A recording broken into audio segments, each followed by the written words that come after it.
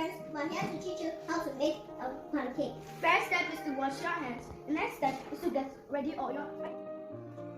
After you're done washing your hands, remember. Hello guys, this is pancake powder. Once opened, you keep it in a tight container.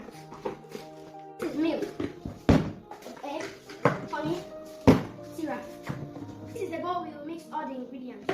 And this is the spoon to crack the eggs. Now crack the egg and put it in a plate. Now you stir the egg. Pour the pancake powder into the bowl. Next step, add some quantity of milk. Then add little quantity of water. And you stir.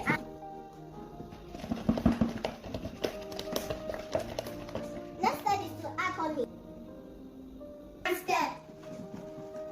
Now you add the egg you have cracked into the bowl. Pour it. And stir. Here. Next step, you get your pan. Add little butter to the pan. Then Put it on fire. Allow the butter to melt. And scoop the mixed pancake. Now use the egg.